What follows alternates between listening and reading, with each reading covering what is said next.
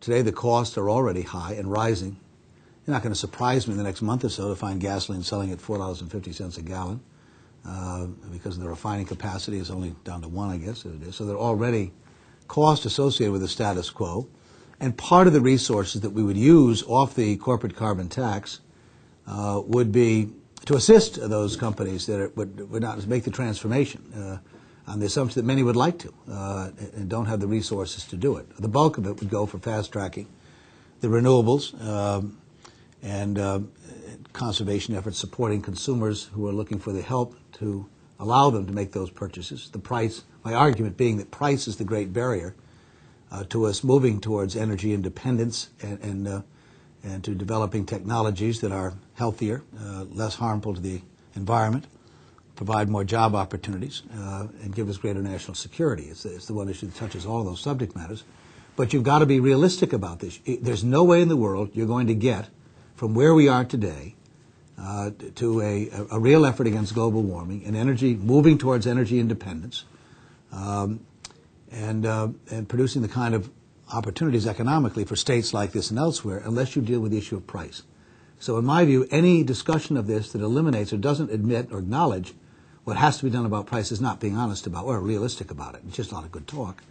And so the 50 mile per gallon standards, which I think are eminently doable by the year 2017, given the fact we produce automobiles for a Brazilian market already where 3/4 of their automobiles are using ethanol. This is not some futuristic, idealistic notion. I think it's eminently doable.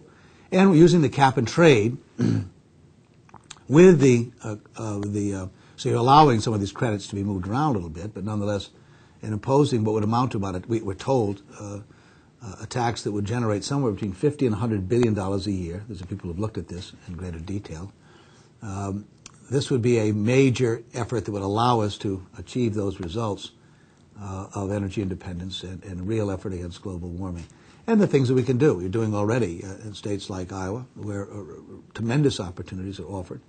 I think you're correct, and others. When I was at Iowa State recently and spent 2 or 3 hours in those facilities up there, the amount of work that's been done, I was fascinated looking at some of the old photographs of Henry Ford taking a baseball bat to a trunk made out of, I think, soybeans or what it was at the time. I mean, this is, as people talk about this, all these new futuristic ideas, people have been wrestling with these concepts for decades and actually coming up with some solutions.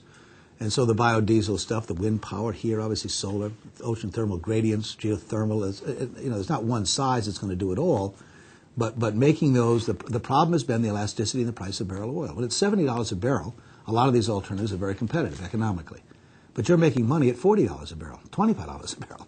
And what's happened is every time something begins to look competitive, the price drops.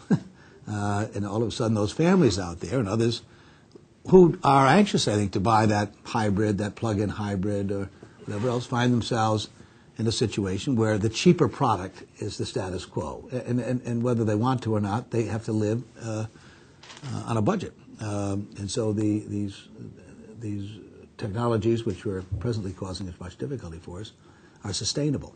And until you deal with that problem of price, you're not going to get around it.